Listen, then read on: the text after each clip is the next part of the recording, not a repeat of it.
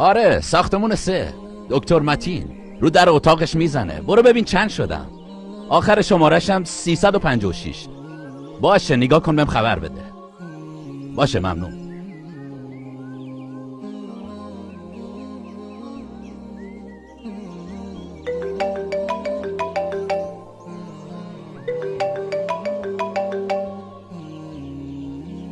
الو چیه مامان؟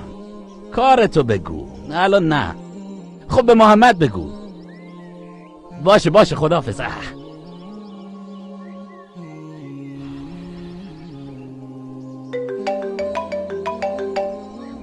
الو چی شد؟ بگو ببینم. 14:30. خیالم راحت شد. واقعا خیلی شانس آوردم این درس رو پاس کردم. باشه شیرینی ما حتما میدم. باشه عیب نداره. امروز مهمون من. باشه.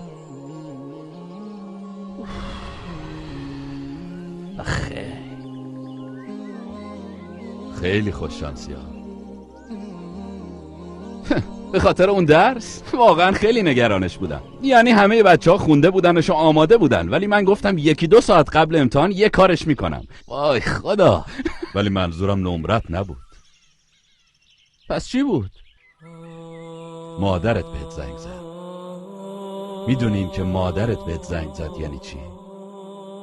آرزو دارم چند ثانیه مادرمو ببینم، چه برسه به این که صداشو بشنوم. به خدا اگه صداشو بشنوم شاید تلفن رو قطع نکنم. میذارم ساعتها برام حرف بزنه.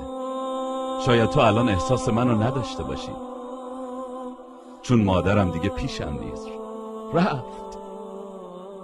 الان متوجه منظورم شدی؟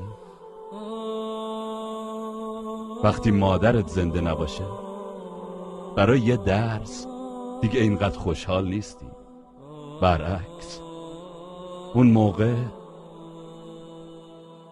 همه چیزت فقط مادرته، مزاحم همیشگی. میدونی مادرمو چی صدا میکردم؟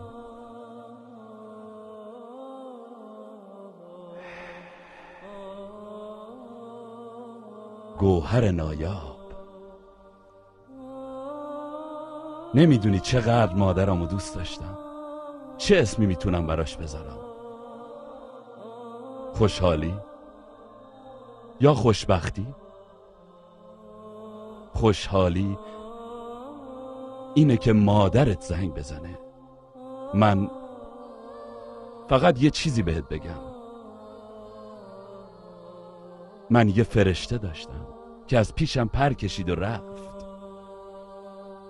تا مادرت زنده از قدرشو بدون. خدا برات حفظش کنه.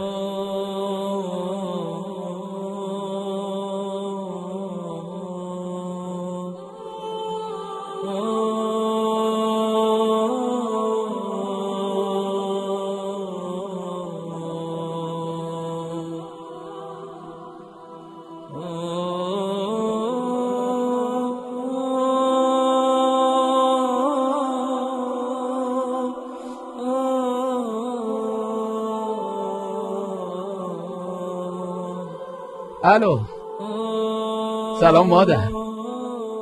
چی لازم داشتی؟